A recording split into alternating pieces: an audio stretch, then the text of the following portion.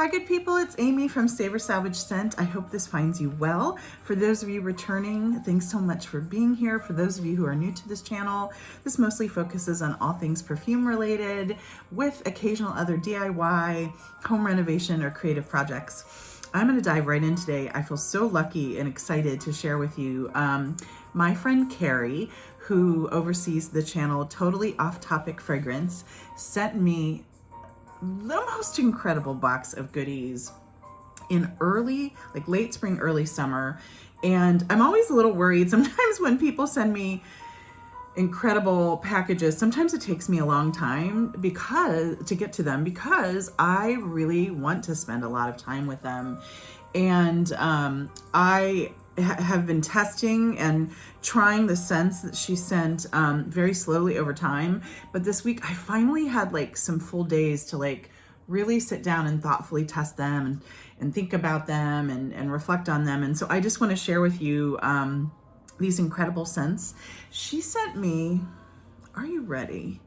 50 decants. I was like, what in the world? And some she had kind of checked in with me about the sense, knowing some of these either houses I wanted to try or based on things that she knew that I liked based on some of what I've shared in my channel. I'm going to link her channel below. She is such a great, I think, perfume reviewer. And I just love how, honestly, to the point, and she's very interested in a lot of different kinds of scents. And I just think she's really got an interesting and unpretentious look at things. Also, she also does really interesting reviews of products. Like lately I've noticed some sneakers and a handbag and that kind of thing. So really interesting stuff. And I will also say, I just feel like it's important to talk about one of the great things I think about the perfume community is you both meet people from all walks of life. I have literally met people from all over the world on this channel and through the channels that I watch. And that of course goes with people of all different cultures and faiths. And something that I really love about, I think, people who are in the perfume community that are really open are, you might meet people that have totally different backgrounds, etc. And I'll just say another thing, and I'm going to ask Carrie if you're comfortable placing a link in the comments with your other channel. Carrie also has a great channel to do with her faith and is Christian in background. I am not. And the reason I bring this up is she is one of the most, I think, walks in her faith people, in that we come from different backgrounds and faiths, and she is so encouraging, positive, beautiful. I mean, from what I know about Christianity, really walks the talk in that is so accepting, open, loving, supportive. And anyway, so if you're of the Christian faith, I would highly suggest her channel. And even if not, because I have really, I feel like, gotten a lot out of knowing Carrie and being connected. So another thing, I'll just show you this beautiful, beautiful, beautiful perfume bottle that she sent. And I think it's going to be especially great for oils. I'll show you why. There's this incredible glass dabber. So I am going to put one of my favorite oils in here by Solstice Scents. So thank you so much, Carrie. And now I'm going to dive in. I'm going to break this up into 2 videos because there are so many wonderful scents here, but I'm going to try to quickly move through the scents. I will say out of the 25, I believe, that I tested, or that I'm going to talk to you about today, they were all super interesting. I'm so grateful for these because there's so many I wanted to try. There are also some that I didn't, necessarily have on my list. And I would say out of the 25, I really, really, really like about half. And I would say there are 6 I must own just in this group. So I want to say thanks and thanks, Carrie. All right, so diving in. Number 1. La Vie Belle Eclat. I honestly have been reluctant to try La Vie Belle because, I hate to say it, but just sometimes I find myself to be kind of stuck in the past, frankly, in some ways. And I tend to like vintage scents more than I like you know, today's scents, and I find Viva Belle to be a scent. I mean, I know enough about it to know that I smell it in the air a lot. I think I maybe tried the original once or twice in a store. I think it's really beautiful, but it's not something that I need to own just because I feel like I do smell it a fair amount. However, having said all that, there are some versions I've learned that I like. This first one, Eclat, I wrote down that it is very, very, very, like, I call it a sweet mix-up. I am surprised, honestly, I don't love this one more. It's designed by Anne Filippo and Dominique Groupillon. I wrote that I feel like there are some similarities to Oud Lemon Mint, and I really love and own that already. And that I feel like this is, and I hope it's okay, because again, none of this is personal. There's just a range of experiences here, but I feel like this is Alien's sweeter, less in your face sister. And I really like Alien. I know not everybody likes it, but I really love how it felt very groundbreaking at the time and such a kind of abrasive but awesome, I think, artistic play with jasmine. And so I just don't need this for that reason, but I think it's really interesting and I like it more than I thought I would, frankly. The next one is Viva Belle and Rose. And this is, you know, I think for some rose lovers, they would really like this. However, I find that sometimes rose scents have a lot of peony in them, and I think that they play off each other and almost smell alike at times. However, peony is a note that I don't love in perfume usually. Only if I've smelled 50 scents that are strong in peony, I've probably only liked one. I like peony in the wild, but even in the wild or in nature, it can be very almost screechy or headache inducing for me. This just smells like a peony, rosy, soapy scent, and it gets a little screechy for me. I think I would like it on somebody else. It's just not my jam, you know? So there's that. So this is where I was like, oh, I do like some of the Viva Belle line. This is the one that's called Oui, or Yes, Viva Belle. I wrote, oh my goodness, love. So this one, I get some of the similarities with the sugary, praline kind of syrupy original, but this one has citrus, raspberry, ylang ylang, rose, iris, pepper. All those things come out for me. There are other notes, but this to me is just a very beautiful peppery raspberry, and it has a brightness because of that citrus.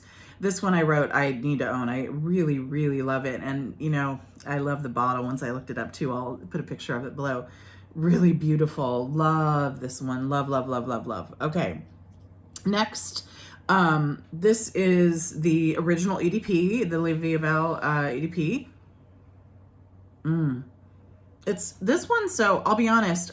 This is one that really changed over time for me. When I first sprayed it, it again felt too trendy, too, I smell it in the air too much kind of thing. But, and it's, once it dried down though, I was really like, no, this is really like undeniably good. I don't know that I need it, although I'm on the fence about it. For this one though, it's interesting because it has, such an interesting balance of things that I think are hard to balance. And I'll give you an example. Black currant is in this. And I often find that I like black currant when it's like really strong, hit you over the head green, like a tomato leaf almost. This, you get a hint of it and you can tell it's there, but it doesn't smell like tomato leaf. With it is, you know, tonka, praline, and so when it dries down, it does become this syrupy, beautiful concoction. I can see why it's so beloved by so many people. It just, again, I feel like it undeniably smells good. I just don't know that I need it, but it's really cool. To be fair, I'm on the fence about whether I need it or not, but I really like it and I've loved experiencing it. Next were a few big surprises. So I'll be honest, I don't always love a lot of designer perfumes. There are tons of exceptions, of course, but I find that, again, some of the things that are popular or trendy are often not the things I love. And so I was really shocked that I I love all of these Michael Kors scents that she sent me.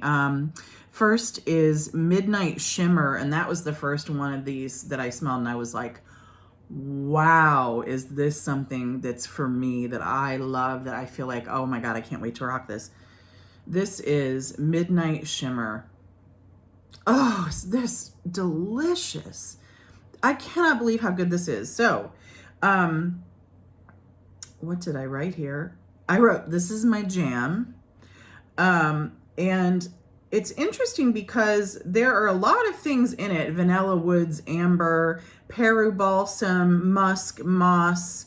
All of these things I love, by the way. So I read this and I was like, yeah, of course I love this. When it dries down, this to me becomes one of the best vanillas I've ever smelled. Like, to me, it actually becomes much more about the vanilla. I don't know that I get shimmer. I mean, maybe I get like gorgeousness or something I wear at night. But it is, when I think shimmer, I think of like something sparkling. But this is, to me, the most gorgeous vanilla. I mean, if you are a vanilla person, and my understanding is some of these are really affordable. I meant to look these up and see if they're all being made still, because that can change the price, of course, horrendously. But I need to have this. This is the one that probably most of all of the 25 I've tried so far that I was like, oh, I will not rest until I have this. It is such a gorgeous vanilla. So again, Midnight Shimmer by Michael Kors.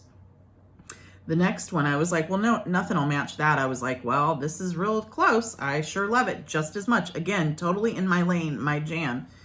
This is Starlight Shimmer. And this one is very much like the last one. I would say a little less vanillic and more about an amber rose saffron combination.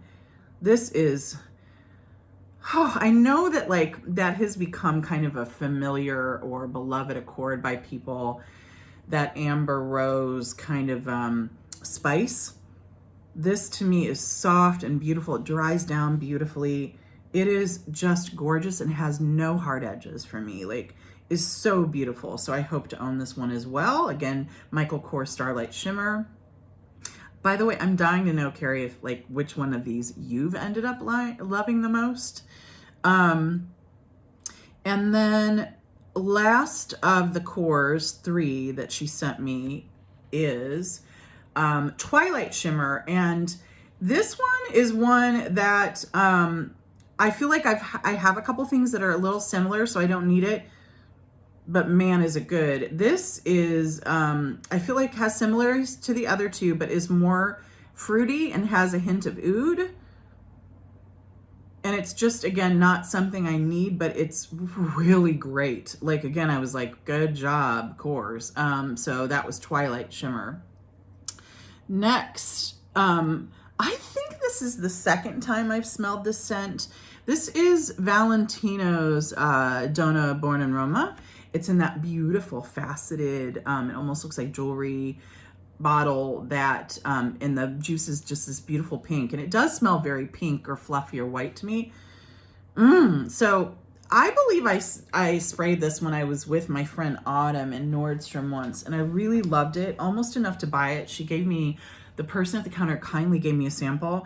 And it's one that I think it's because I was trying it in the summer. It almost gave me a headache, but in the best way, if that makes sense. It was like strong in the way that I love a strong perfume, but it crossed the line for me. Now that I'm smelling it as it's starting to cool down just a bit, it's much more like a fall day today in Cleveland. I'm really loving this. And what comes out for me, I wrote down Jasmine Vanilla Candy. It's fluffy and powdery. So if you like fluffy, powdery, floral candy, man, is this great. And I think it's beloved. I feel like a lot of women wear this now and love it. I do think it's sexy too. Like, it's very, it's heavy, it's lusty, it's trying hard, actually. It's, you know, but I'm good with it. I really like it. All right. However, the other Valentino she kindly sent, I do not like. This is Valentino Voce Viva. And I just wrote generic citrus soap. I mean, it's certainly not bad. I mean, like, if somebody at work, for instance, had this on next to me, I'd be like, thank you for wearing a nice perfume. But I just feel like it's super forgettable. And I'm kind of shocked. I think this is the one that Lady Gaga represented. And I don't always love her. Again, I think she's, anyway, I don't always love her. I get why people love her. I really, really, really, really do.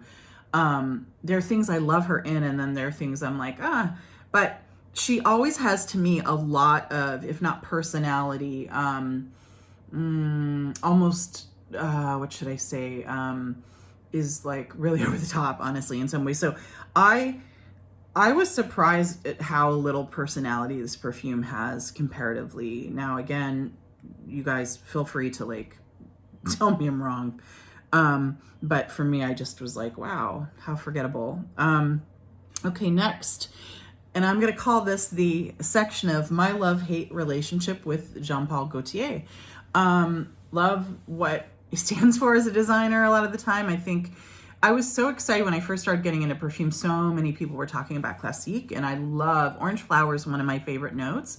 But I've learned that I love the scent of what I believe orange flower actually smells like in the wild, more or in nature, where I feel like there's this trend. And I finally got my hands on a bottle of Gaultier Classique, and beyond the fact that it looked like a pinup shape and so many people loved it and said it was like the ultimate orange flower perfume, I was sure I would love it. Hated it, sold it, couldn't wait to get rid of it. There's something in perfumery a lot of the time in orange flower perfumes since then that people seem to love and that I smell all the time, but I don't like, which is rare for me.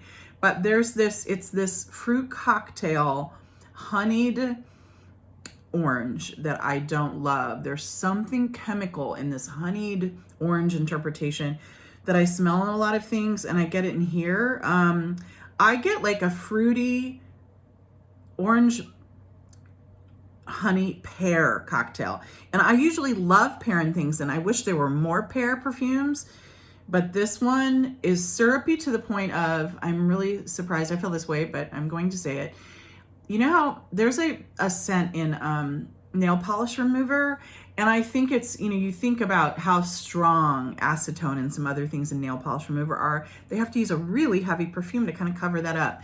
That's what I get in this. It is so strong and tries so hard that it about knocks me over, and it's just something I don't love. Now, again, if somebody next to me had this on, I love perfume so much that I'd be like, way to go, wearing a good perfume. It's just, there's something that doesn't quite line up for me. And the reason I bring this love-hate thing up with Jean-Paul Gaultier is I started with Classique and I hated it and everybody loved it. And I was like, oh my gosh, what's wrong with me? And then Richard Kikot, my friend, I'm going to pin his channel below, was kind enough to share with me Fleur du Male. Wow, y'all, that is on my want list. I can't even get over how beautiful it is. It's just continue now, so it's a little expensive, but I am going to buy it for myself eventually, and it is one of the coolest juxtapositions between some seemingly masculine notes and scents and this floral, beautiful concoction. I adore it. Strangely, though, Le Male, so not Fleur du Male, but Le Male, I hate that thing too. There's a chemical dryness. I can't remember what note it is. It's used a lot in male-leaning perfumes or male-marketed perfumes that has this dusty quality to the point where it almost makes me sneeze. And there's something in Le Male that I hate, but I love Fleur du Male. And there have been a few others of his scents that I've really loved too. I'm never in between. So I just thought I'd mention that. So, Scandal Al Paris is the one that I was talking about, that what it smelled like pear and nail polish, and I just don't dig it. Now the next one though, I really, really liked. So this is So Scandal.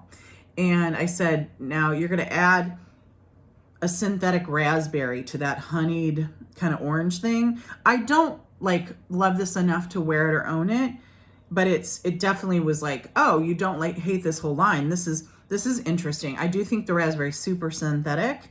So again, it's not for me, but it's certainly not bad in my mind. Now, the original Scandal was the next one. And this is one where, again, when I first sprayed it, I was like, gosh darn it, I just don't like this line. But I was shocked when this dries down, that honeyed orange thing gets softer and smooths out for me. And then I really like it. Again, I don't think I need to own it. But just when I was going to discount the whole line, I sprayed and smelled Scandal by night. And I'm like, perfume is so interesting to me. And I love the diversity of our opinions in this, including my own. I mean, like, I didn't like these first few, and I was like, I'm just not gonna like this line. You know, never discount something without smelling it, because this I am crazy over. So take the regular Scandal and then amp up things like tonka, vanilla, and then I get like a buttery white floral, and I get some cherry. Like, this to me, when it dries down, becomes this gorgeous, jammy, syrupy cherry that is made like a jam with like vanillic tonka kind of things. When this dries down, I love it, and I love it enough that I might have to buy this thing. It is so gorgeous. But I have to really thank Carrie for many reasons, not only because she's turned me on to some things I really love in this list, but I thought I was going to want that whole line just based on the bottle. I kind of love it. I know some people think it's tacky. I think it's great. And I'm grateful that now I know which one I need to own for myself without buying the whole line, which would have been so expensive. So I love when people share, and I hope I do this for other people too, where, you know, not everything's going to be you, but if you find some YouTubers or reviewers that are similar enough to you, or if they share with you and you swap, you can learn the things that you really do like or not. Next is a group of things from the Elizabeth and James Nirvana line. I had a feeling I was going to like these because I love the black. I love Nirvana black. I think it's one of the best sandalwood, ambery. I just love that thing. And all of these started out so inexpensively. Now, I know some have skyrocketed because I think they've been discontinued, sadly. But this reminded me that I need to get my hands on a few more while they're still somewhat inexpensive. This first one is Nirvana Rose. Man, this thing knocked me off my feet. And I saw it for like $6 or $8 in TJ Maxx recently and didn't buy it. I'm so mad at myself. I believe Richard Kikot had talked about this too, and a few other YouTubers. This is so niche, I can't stand it. I mean, like, this to me smells like a $200 or $300 scent. This is the rose, and it's mostly like rose, vetiver, and geranium. But yet, geranium sometimes can be great and fresh and spa-like. Sometimes it can be really screechy to me. When I first sprayed that, what impressed me at that point was that it was a not sweet rose. And I think sometimes these days people are consumed with sweet scents. I like them too. But my God, it's so fun to like smell one that isn't about being sweet at all. There's like nothing to me sweet about this. And when it dries down, oh, it becomes like, you know, the most beautiful, like slightly smoky wood that you've ever smelled. That to me, I think is partly the vetiver. It's got that grassy kind of almost smoky or spicy kind of, you know, dried hay kind of effect. And it just becomes, to me, this is going to be the most perfect fall scent. It is gorgeous. I cannot believe how much I love this and how perfectly unisex it is. I think anybody would smell great in this. Now, I think there are a lot of women who love sweet scents that might not like this, but I love this thing. It is so good. I can't wait to buy it. The next one is Nirvana Amethyst. And just when, again, I was like, oh no, you know, there's no way I'm going to love the second one as much. I'm like, well, yes, I do. And I need this one too. So I wrote, wow, does this smell niche? It's tobacco, honeysuckle, cedar, and spices. And again, when I sprayed this, it's totally not sweet. It's not bitter, but the tobacco comes through and that honeysuckle gives it some roundness and softness. But this, again, is just a different version of a perfect, to me, fall scent. It is beautiful. Like, I cannot believe how niche and expensive this smells. Both of these, I feel like you can still get for like $10 to $20. So I'm really psyched to get my hands on full bottles of those. So thanks, Gary. And then the remainder, I believe, of the rest I tested are they all Manceras? They might all be Manceras. Yeah, they are. I was really excited. I have only tried like 1 or 2 Manceras in my life. They're not expensive for being good scents, but they're too expensive for me to buy full bottles without me knowing that I like them, and nobody sells them around me. So I've just been really reluctant to get into them. I should have, bought a sample set or something, but essentially Carrie here has sent me 1, 2, 3, 4, 5, 6, 7, 8. How lucky am I? So this was so great to get to know these. I'm all over the map with them though, like all over the map.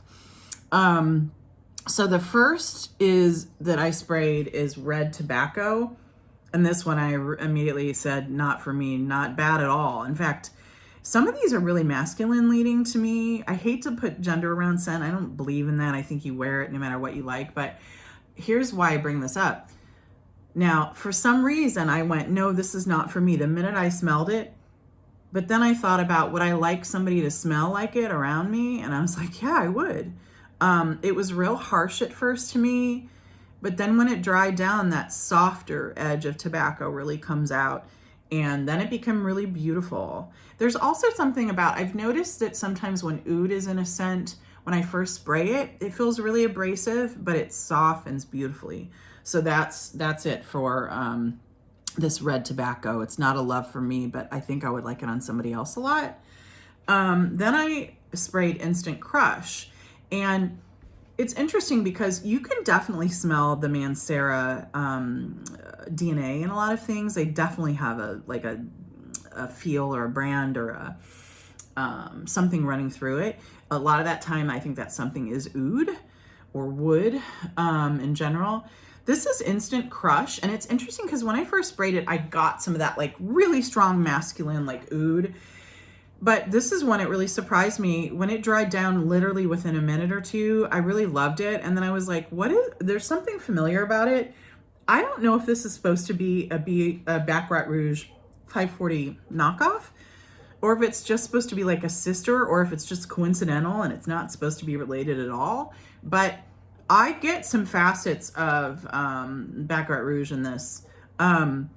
Not enough that I would call it a dupe or that I'm sick of it, which I am like, okay, so I loved Baccarat Rouge when it first came out, but I'm so sick of the dupes and like so many people talking about it, having, oh my Lord almighty, how many dupes do there need to be in the world? And here's why I get sick of it. When I say I smell it out in the world, I smell it more than I've ever smelled any perfume in my history. Like the other day, I literally was in a store and was like, Baccarat Rouge 540, and I swear to God, and a person immediately turned and looked at me. I was like, yeah, like I smell it all the time. Could somebody wear something else? Oh my God.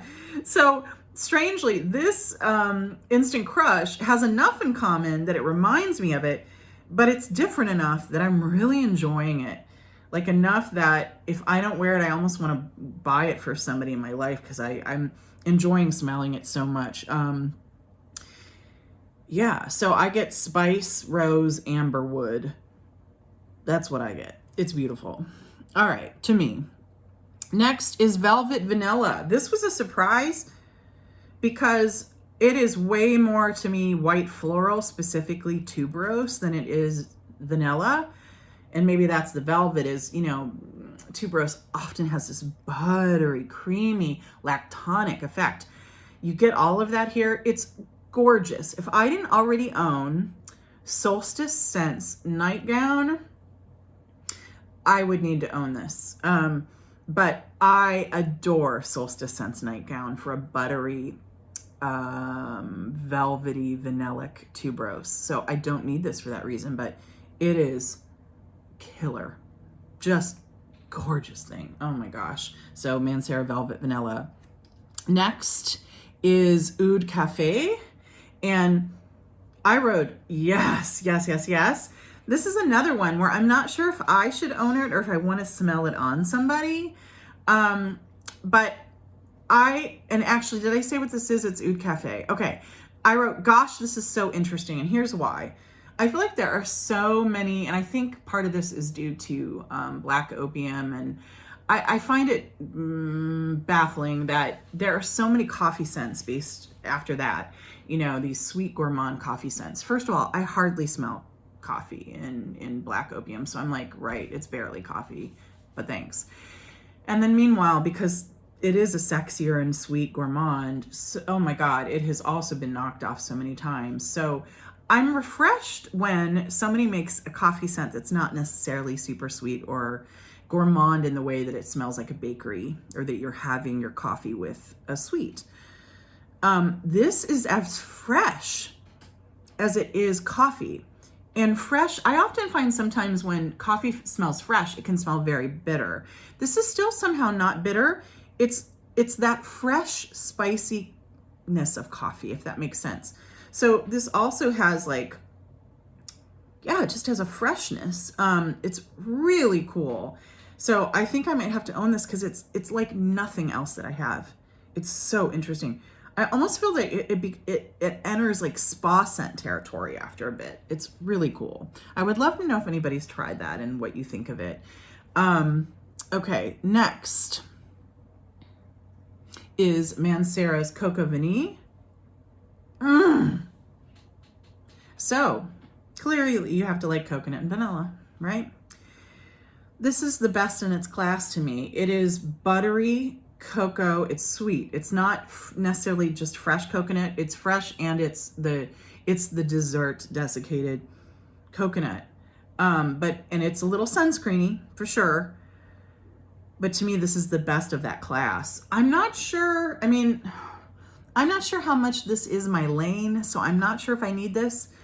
But if I were looking to fulfill a coconut vanilla hankering, man, is this it. It's beautiful. Next is, this was a surprise, Musky Garden, again by Mancera. I wrote okay. I get more geranium than I get any musk. This to me definitely enters that spa scent category. And this is another one where I was like, maybe if I were working out and or if I was spending the day with somebody, I would think they smelled really good, like, and not like everybody else. But I'm still like trying to wrap my head around this one, and maybe that's good. You know, usually when I feel like I'm trying to wrap my head around something, it's because I don't smell it all the time. I have not had a lot of experience with it, but I'm not sure if I love it, but it sure is interesting. So that is Mancera's Musky Garden. I have two more, y'all.